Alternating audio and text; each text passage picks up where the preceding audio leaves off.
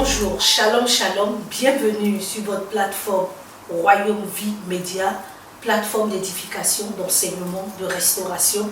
Et aujourd'hui, nous sommes à une émission de femmes. Femmes, quel impact? Femmes, quel impact? Il est important parce que la Bible regorge de récits de femmes qui ont été utilisées par Dieu pour l'accomplissement de son œuvre. Empreinte d'obéissance, d'humilité, de foi, d'abnégation, d'engagement. Ces femmes avaient tous un point commun, bien que différentes. Répondre oui à l'appel de Dieu. Aujourd'hui, nous avons aussi, sur ce plateau, une femme qui a bien voulu aussi dire oui. Et nous voulons l'accueillir. Mais avant, je voudrais vous dire que c'est une femme qui nous vient de très loin. Malgré son calendrier chargé, elle a bien voulu nous accorder un petit temps pour que nous puissions être édifiés par son témoignage, par sa vie. C'est une femme battante, une femme conquérante, une femme engagée pour le Seigneur, une femme vraiment qui n'a rien à craindre pour ce qui concerne les choses du royaume. Alors, je voudrais qu'on accueille sur ce plateau la servante de Dieu, Nyepé Déborah, la révérende Nyepé Déborah. Bonjour servante. Bonjour servante de Dieu, que Dieu vous bénisse. Amen. En tout cas, merci. C'est un honneur pour nous de vous recevoir sur ce plateau. Merci. Que Dieu vous bénisse. Amen. Amen. Alors, vous qui nous suivez, je vous souhaite de bien suivre cette émission et surtout de la partager après parce que vous n'allez pas vous édifier vous seul. Pensez à toutes ces personnes, à toutes ces femmes surtout qui ont besoin d'entendre ce message. C'est pourquoi je vous demande de partager cette vidéo pour que le nom du Seigneur soit glorifié. Alors, pour mieux connaître notre invitée, je pense que je vais la présenter et vous allez comprendre pourquoi j'ai insisté pour qu'elle soit sur ce plateau, sur cette plateforme Royaume Vie Média. Alors, quand on dit Nyepé, on pense déjà à un homme de Dieu très connu en Côte d'Ivoire. Alors, c'est l'homme de Dieu, le révérend Nyepé Marius. Il est le président des églises Foursquare de Côte d'Ivoire et de la francophonie. Ils ont 6 beaux enfants. Gloire à Dieu. Elle est aussi titulaire d'une maîtrise en lettres modernes, pasteur principal de l'église Foursquare, la Porte des Cieux. Elle est diplômée de l'école biblique Life et a une formation de management et de ressources humaines. Elle est spécialisée dans la relation d'aide et de développement du leadership de la femme. Écrivaine, oratrice, conférencière, elle parcourt le monde pour la cause du Seigneur. Elle est présidente fondatrice du Rassemblement des épouses élues de Dieu, REMD. Elle est aussi fondatrice de la Fondation Déborah, secrétaire générale, et c'est le réseau international des femmes leaders protestantes et évangéliques. Je dirais waouh! Dieu vous bénisse, toute cette casquette-là. Alors, quand nous lisons votre biographie, nous constatons que vous avez plusieurs casquettes. Femme au foyer, femme dans l'église, femme dans le ministère, femme de pasteur, femme mère, femme leader. Alors, tout de suite, la question qui me vient, comment vous conciliez tout ça? Et certainement, vous êtes à l'aise dans un domaine bien précis. Lequel? Ok, merci. Je veux avant toute chose dire shalom à tous les auditeurs de Royaume Vie Média et bénir le Seigneur pour cette opportunité qui me donne d'être sur ce plateau aujourd'hui. Je vais directement répondre en disant que concilier plusieurs activités demande une organisation, une planification. Le Seigneur nous appelle et il nous permet pendant le cheminement d'avoir à développer beaucoup d'autres choses qu'il a cachées, qu'il a enfouies en nous. Alors rester à son écoute et se disposer à s'organiser nous permet de pouvoir réussir avec bien sûr la grâce du Seigneur. Et donc je dis que pour concilier, il faut organiser, il faut planifier. On est épouse, on est mère, responsable d'organisation religieuse et on aide également avec d'autres personnes dans d'autres organisations. C'est juste avoir un planning qui te permet de savoir que rien ne doit empiéter sur l'autre. Il faut pouvoir travailler et faire la juste part de ce que vous avez à faire. Alors je veux encourager toute femme à comprendre que ce n'est pas impossible d'avoir plusieurs cordes à son arc. Et il faut juste apprendre à organiser, à planifier.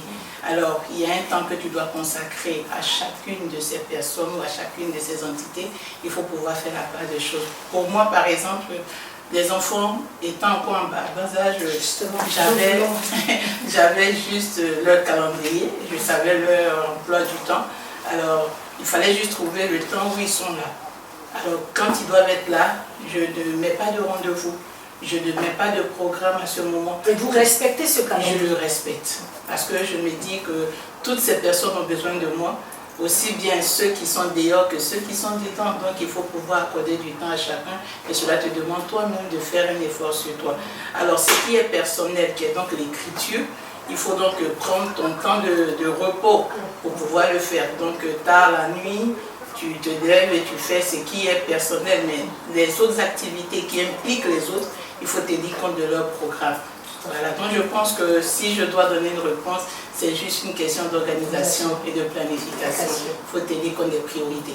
D'accord. Alors ça veut dire que du coup les enfants ne sont pas lésés. Parce que moi, je me disais, le papa, président des églises évangéliques Foursquare de Côte d'Ivoire, de la francophonie, la maman avec toutes ses responsabilités, finalement les enfants... Voilà. Non, pas du tout. Ils sont très heureux de m'avoir et je m'implique vraiment dans leur éducation parce que pour moi, je le dis toujours, que les enfants sont notre continuité. Si j'ai une belle carrière et que demain mes enfants ne sont pas capables de présenter ou de me représenter dignement, ça n'aurait servi à rien. Donc il ne faut pas les abandonner, il faut investir dans leur vie. Même en étant loin d'eux, on continue de les influencer. Oui, en étant loin d'eux. Quand on part en mission, on sait l'heure à laquelle ils doivent se réveiller pour être à l'école. On ne manque pas d'appeler pour demander est-ce qu'on est prêt.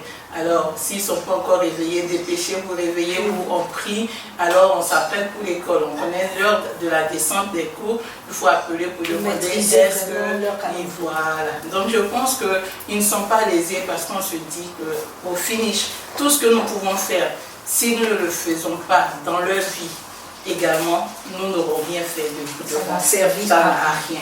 Voilà. Alors nous allons revenir à la femme, parce que nous avons dans la Bible un passage, 1 Corinthiens 2:12, qui cite un passage, qui est un passage à polémique, qui dit, venant de Paul, qui dit, la femme ne doit pas enseigner, la femme ne doit pas prendre la parole, la femme, beaucoup d'interdictions concernant la femme. Du coup, tout à l'heure, vous avez dit, le Seigneur a déposé beaucoup de choses en la femme. Mais comment l'exprimer si elle ne peut pas parler, si elle ne peut pas enseigner, si elle ne peut pas faire ci ou ça? Alors, Paul, donne-t-il un ordre? Ou bien Paul définit une pratique, une culture? Enfin, je voudrais avoir votre avis sur cette question parce que plusieurs femmes sont bloquées, elles ne peuvent rien faire. Parce qu'il y a des hommes de Dieu qui ont dit non, vous ne pouvez pas enseigner, non, vous ne pouvez pas prendre la parole. Merci. Je dis déjà que c'est mal agi pour ces femmes-là de se laisser bloquer par un homme. En ce sens que l'homme peut nous dire de ne pas avoir peut-être une chair à l'église, mais la chair ne définit pas le ministère. La chair ne résume pas l'appel du Seigneur. Alors je reviens sur le passage pour dire que c'est utilisé à tort et à travers en fonction des intentions que les gens ont, des intérêts qu'ils ont.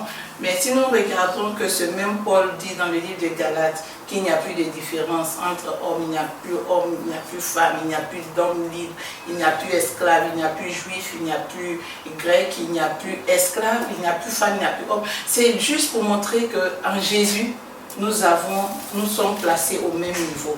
Et lorsque le Seigneur fait venir son esprit, il ne choisit pas de le faire descendre sur les hommes et de léser les femmes. Ils étaient tous dans la chambre haute, y compris les femmes. Et l'esprit est descendu. Le Saint-Esprit pouvait dire non. Vous les femmes, vous n'avez pas besoin de l'esprit. Il faut juste que je le mette sur les hommes. Or, c'est l'esprit qui nous pousse à faire l'œuvre de Dieu. C'est l'esprit qui nous pousse dans les voies du Seigneur. C'est l'esprit qui nous motive et qui nous encourage. Si j'ai donc l'esprit, je peux faire ce que Dieu me demande. Les hommes pourront certainement me dire de ne pas avoir accès à certaines choses. Mais cela ne veut pas dire que je ne veux pas faire l'œuvre de Dieu. Et c'est la raison pour laquelle moi j'encourage les femmes. Et je leur dis, le pupitre ne doit pas être votre finalité. Avec ou sans pupitre, je dois pouvoir faire ce que Dieu me dit. Il y a la rue qui reste un pupitre. Il y a le marché qui est un pupitre. Nous avons les prisons, nous avons les hôpitaux, nous avons les enfants de la rue. Il y a beaucoup de secteurs dans lesquels on peut servir. Alors, si je travaille en dehors d'un pupitre, qu'un mari ou un chef religieux me refuse, mon travail en dehors de ce pupitre finira par me donner un pupitre un jour dans son église.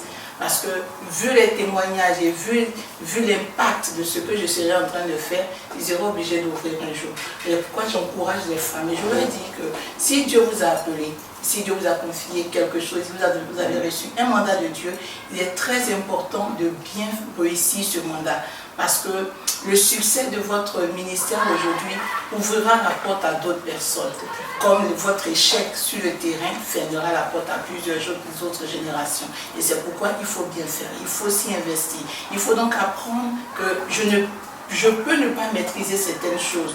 Concernant bien sûr ce à quoi Dieu m'appelle, mais je ne dois pas manquer de m'instruire, je ne dois pas arrêter de me former. Parce que si nous voulons donner le meilleur de nous et si nous voulons bien le faire, il faut continuer d'apprendre. Il faut continuer de se former, il faut continuer de s'édifier et pour pouvoir faire ressortir ce qu'il y a de mieux.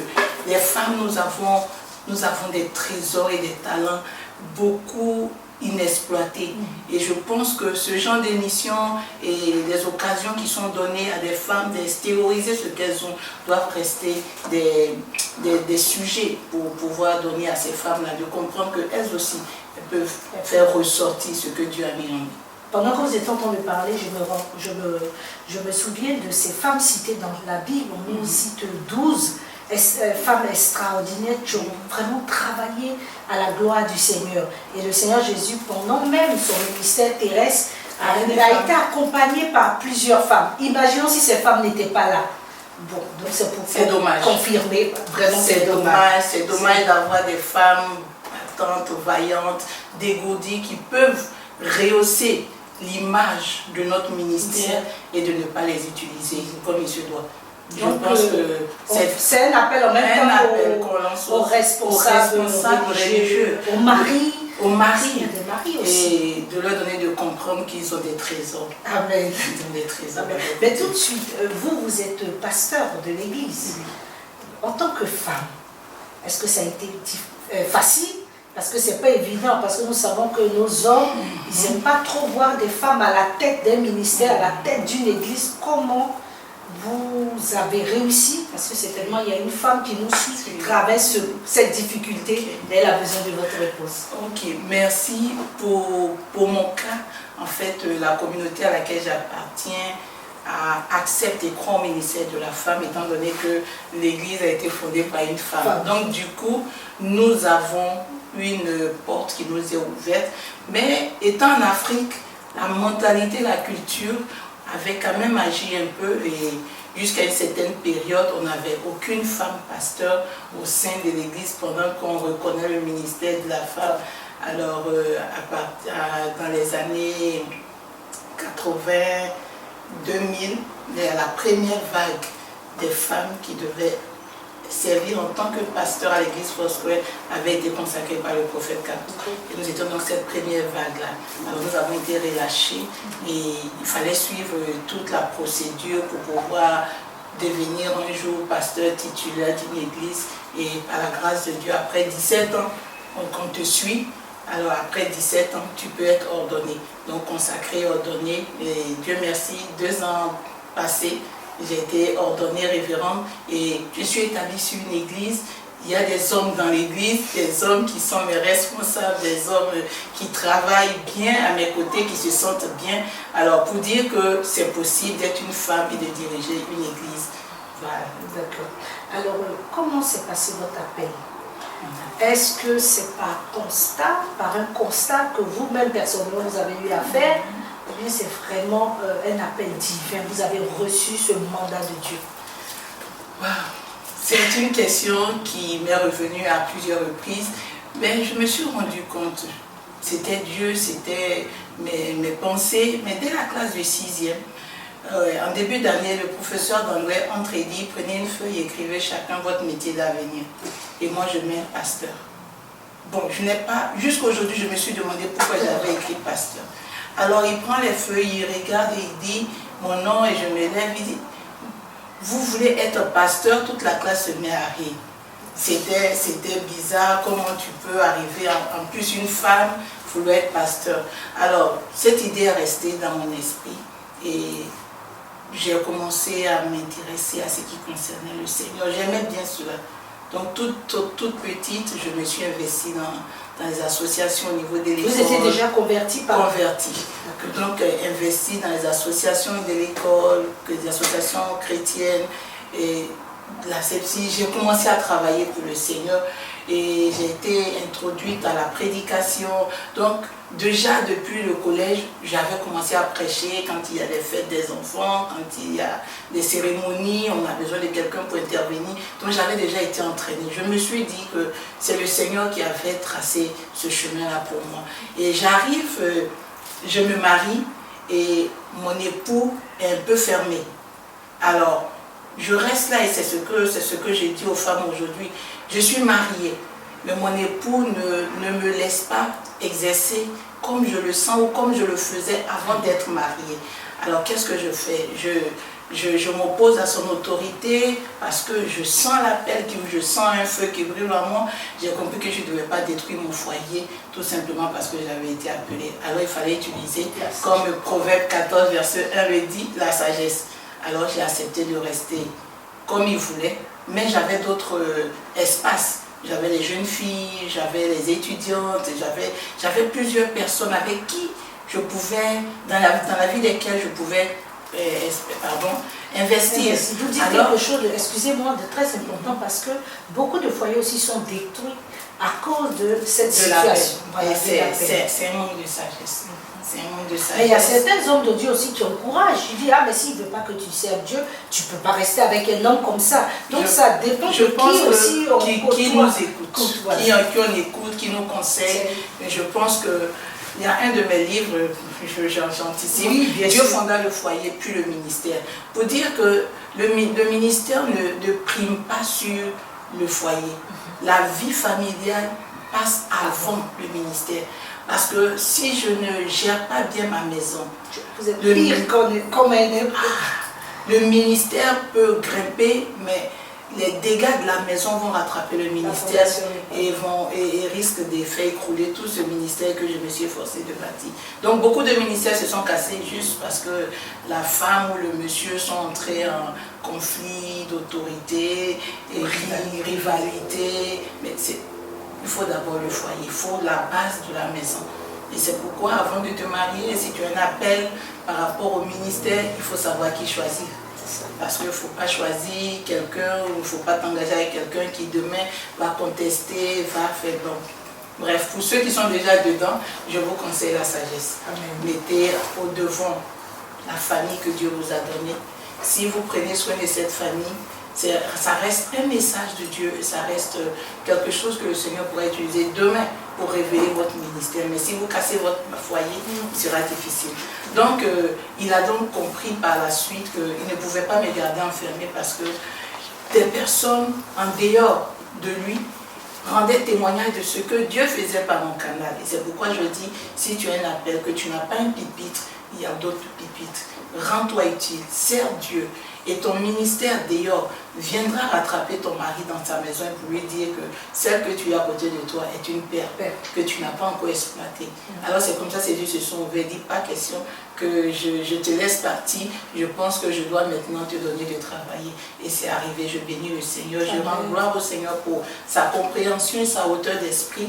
Il ne fait que m'encourager, il ne fait que me booster et je bénis le Seigneur de me l'avoir donné. Amen, amen, amen. Vraiment, c'est l'impact que Papa Niépé aussi a dans la vie de tous ceux qui sont en contact avec lui. Tout de suite, vous l'avez dit, nous allons passer à l'étape des livres parce que j'ai vu que vous avez édité plusieurs livres. Alors, vous êtes à combien de livres au jour d'aujourd'hui? Au jour d'aujourd'hui, je totalise 12 qui sont rangés d'une manière. Les 4 premiers étaient juste des livres qui m'ont motivé, parlant de ma vie, et le foyer et le ministère. Donc, les 4 premiers, je donne rapidement les titres. On avait 7 clés pour le grand bonheur conjugal. Créer, vivre l'harmonie conjugale qui a été réédité. D'accord. Créer, vivre l'harmonie conjugale. Dieu fonda le foyer, puis le ministère, qui n'est pas là. Dieu fonda le foyer, puis le ministère. Et le dernier, c'était être épouse de leader spirituel. Parce que je venais à peine de commencer à exercer en tant qu'épouse de pasteur et j'ai compris que c'était vraiment pas chose aisée. On a des écoles de formation pour les hommes de Dieu, pour ceux qui aspirent au ministère, mais il n'y a pas une école pour former la femme, celle qui est supposée soutenir le ministère, encourager l'homme de Dieu. Il n'y a pas de formation pour elle. On se retrouve dans une situation où on est déboussolé. Alors, il fallait donner des repères à partir de mon expérience, à partir de ce que la Bible me donnait de voir des femmes qui ont été des épouses, même étant absentes, des épouses, des serviteurs de Dieu. Cela m'a donné d'écrire ce premier livre pour aider les premières femmes qui commençaient également à entrer dans ce sacerdoce-là. Alors après ces 4 premiers livres, Dieu m'a donné d'écrire, découvrir et exploiter son plein potentiel. Là, c'est celui qui m'a vraiment aidé à pouvoir aller au-delà. Parce que je faisais les choses, mais j'étais encore cachée. Je disais non, est-ce que non, il ne faut pas, non, Déborah n'ose pas. Mais quand le Seigneur m'a donné d'écrire ce livre, il m'a donné de savoir que je ne peux pas, je ne dois pas aller dans la tombe un jour sans que je me sois vidée de toutes les richesses et de tout le trésor qu'il a investi dans ma vie. Alors, comment faire pour ressortir ce trésor-là? Le trésor ne peut pas être vu s'il n'impacte pas les autres. Donc, il faut d'abord découvrir, il faut l'utiliser et il faudrait que l'utilité que tu en fais puisse être une bénédiction pour les autres. Donc, c'est vraiment le livre qui m'a lancé dans ce que je fais aujourd'hui et qui me donne de parcourir vraiment des nations. Je rends gloire au Seigneur. Alors, découvrir, exploiter son plein potentiel m'a encouragé à écrire, s'améliorer, une collection, s'améliorer en tant que femme. C'est une collection qui comporte 5 titres. S'améliorer en tant que femme, on a réussi sa communication, remplir ses vases, une histoire de vase, tout ça c'est toujours la collection, gestion des conflits et réussir sa sexualité. En fait, dans cette collection, j'encourage les femmes à comprendre les hommes et savoir comment les hommes fonctionnent afin de s'adapter et de pouvoir trouver sa place dans la vie d'un homme. Parce que généralement, il nous arrive de penser comme nous femmes, et nous voulons réussir notre vie à côté d'un homme en restant dans notre mentalité de femme. On ne pourra pas donner une bonne réponse à un homme si on ne comprend pas comment il réfléchit par rapport à une question qu'il a posée. Donc, s'améliorer en tant que femme, c'est travailler la vie d'une femme qui est dans un foyer ou qui aspire à entrer dans un foyer, à comprendre la mentalité ou la façon de fonctionner d'un homme afin de pouvoir être heureuse à cet été. Parce qu'on a des frustrations, tout simplement parce qu'on dit que je suis incomprise. Je suis incomprise, mais ça provient de quoi? Parce que je ne m'exprime pas bien. Je ne m'exprime pas bien, pourquoi? Parce que je ne sais pas que celui qui est à côté a une façon de comprendre que moi, je n'ai pas. Différents. Voilà, nous sommes différents. Mais nos différences ne doivent pas nous séparer.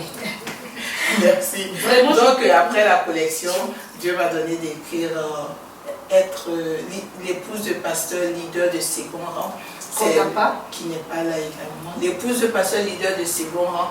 J'étais arrivée à un niveau où je me suis rendu compte qu'aujourd'hui, les épouses de pasteurs de 2000 n'ont pas les mêmes problèmes, n'ont plus les mêmes problèmes que celles de 1900. Il fallait donc adapter et leur donner de comprendre qu'aujourd'hui, être épouse d'un serviteur de Dieu, c'est pas juste s'habiller, avoir la compagnie, être là avec un sac qui se marie avec le tissage, qui se marie avec la chaussure. C'est pas juste ça, c'est plus profond. Et qu'elle devait comprendre qu'elles doivent être en compétition avec les fidèles. Elles n'ont rien à prouver. qu'elle se focalise sur l'homme que Dieu leur a donné, qu'elle se focalise sur le travail qu'elle doit faire dans la vie de cette personne, comment l'aider à réussir cette mission. Ça, c'est vraiment ce que Dieu attendait aujourd'hui et non le tape à l'œil qu'on a. Franchement, là, j'ai une question particulière sur ce livre du pasteur. Et j'ai terminé avec le jour de mon vie. Le jour de mon vie qui est un manuel de célébration, mais qui nous permet également de voir qu'est-ce qu'un témoin, à quoi sert un témoin. Généralement, on se marie, on prend des témoins, on prend un parrain, on ne sait pas trop à quoi ils servent dans le mariage ou dans les cérémonies comme officier. Le mariage est culturel. Alors quand on se fait accompagner de certaines personnes, il faut savoir ce que ces personnes représentent. Parce qu'on voit souvent des mariages où on a juste le témoin et quand on finit le mariage, le témoin parle, on ne sait même pas ce qu'on va répondre au témoin parce qu'on n'a plus rien à faire avec lui. Alors ce sont ces constats-là qui m'ont donné d'écrire le jour de mon vie. D'abord pour donner à chacun, quand tu vas choisir un témoin ou un parrain, savoir quelle est son autorité ou son pouvoir sur ta vie de couple demain pour pouvoir choisir en conséquence. Ne pas choisir juste parce qu'il peut payer ma robe ou qu'il peut m'offrir le repas, mais il faut choisir quelqu'un qui pourra avoir un impact véritable sur le reste de ton mariage, spirituel sur le reste de ton mariage. Donc, et ça aide en même temps à la célébration. Il s'est trouvé qu'on s'est retrouvé à des cérémonies de mariage où l'officiant se perd. Il saute un peu de là à là et sans savoir exactement qu'est-ce qu'il faut faire. Le mariage étant solennel, nous pensons et nous sommes d'accord que la célébration doit aussi être empreinte de solennité. Ne pas juste imaginer, ah bon, maintenant on appelle les mariés, et bon, on avait oublié, attendez les mariés, on va faire ça. Non, il faut un désordre. Il faut toute une liturgie, une méthode qu'il faut respecter pour la cérémonie de célébration du mariage. Donc c'est le jour de mon oui. Le jour de mon oui, donc j'invite les célibataires surtout à voir et à pouvoir préparer leur mariage. Et le tout dernier, d'accord, le pouvoir de la femme. Le titre. Le pouvoir de la femme, mais on va y revenir, puisque c'est le dernier. On va vous laisser le temps d'en parler. Et moi, l'épouse du pasteur, l'épouse du pasteur. Effectivement, plusieurs se marient parce que l'épouse du pasteur, on la voit partout. Elle pourra bien s'habiller, comme vous l'avez dit. Mais en même temps, plusieurs jeunes filles n'aimeraient pas se marier avec des pasteurs. Parce qu'il y a la souffrance, il y a des épreuves, il y a la difficulté. Et est-ce que c'est le pasteur qui n'a pas compris le rôle de sa femme auprès de lui, ou bien c'est la femme, comme vous l'avez dit tout à l'heure, qui n'a pas compris aussi pourquoi elle a été choisie? Je pense que c'est de façon spirituelle. Dieu a conduit cet homme à la choisir pour être auprès de cet homme. Ce qui fait qu'il y a beaucoup de divorces, malheureusement, parce que c'est totalement une incompréhension, vice-versa. Et je pense que c'est ce qui vous a motivé à écrire ce livre. Cela fait partie. Et j'insiste aujourd'hui pour dire à tout un chacun que le mariage étant tellement important, il ne faut pas s'y engager juste sur un coup de tête. Et surtout pour quelqu'un qui est appelé à servir Dieu, il faut prendre le temps. Il faut prendre le temps de bien demander au Seigneur de savoir ce que je dois faire avec la personne que j'introduis dans ma vie et ce que cette personne devra faire également à mes côtés. Parce que si on n'est pas informé ou on n'a pas la révélation du Seigneur dès la base, c'est sûr qu'il y aura des problèmes. Et pour moi aujourd'hui, comme je l'ai dit tout à l'heure, beaucoup se disent que c'est un honneur aujourd'hui d'être l'épouse d'un éminent serviteur de Dieu. Et quand on reste juste focalisé sur les yeux qui devaient accompagner, et quand c'est comme ça, on n'est plus prêt à se soumettre. On trouve que le rythme est un peu trop dur, c'est compliqué, on n'a pas sa liberté. Et sans oublier que les fidèles parleront toujours de toi en bien, un peu, mais en mal plus. Alors, il faut prendre le temps de se préparer vraiment avec tout ça. Et on sait que l'ennemi ne manque pas d'attaquer les couples si tu n'es pas prête et qu'une jeune fille tourne autour de ton mari. Souvent, c'est triste de le dire, mais on réagit mal. On descend. On devrait à leur niveau, on va même jusqu'en dessous. Et nous devions garder notre position et pouvoir bien gérer la chose pour éviter qu'on en arrive au divorce, qu'on en arrive à tout ce qu'on connaît aujourd'hui.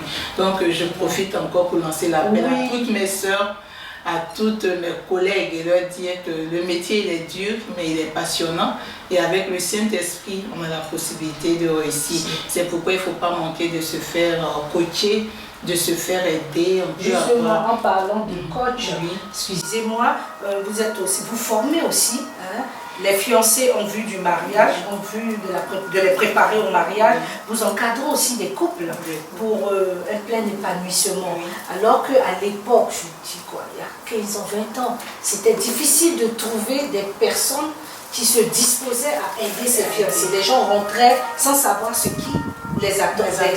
Mais aujourd'hui, gloire soit rendue au Seigneur de vous avoir créé et de vous avoir doté de toutes ces connaissances, ces talents, ces dons pour aider les jeunes filles qui aspirent au mariage, même les foyers, même les femmes et tout. Alors c'est pourquoi tout de suite je veux rebondir sur le pouvoir de la femme. L'émission tire à sa fin. Malheureusement, on aimerait bien la garder, mais bon, elle est très occupée.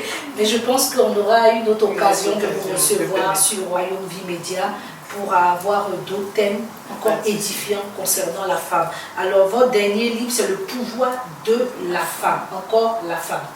Alors, je vais vous laisser nous dire le contenu. Malheureusement, je ne l'ai pas lu.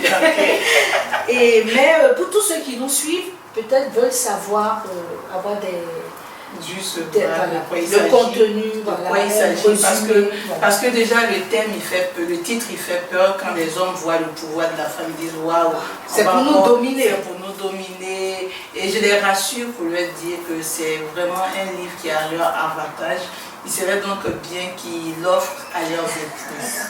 Oui, le pouvoir de la femme est juste ce titre pour donner à une femme de savoir qui elle est, qu'est-ce qu'elle représente pour Dieu et la force qu'elle a, qu'elle-même elle ignore.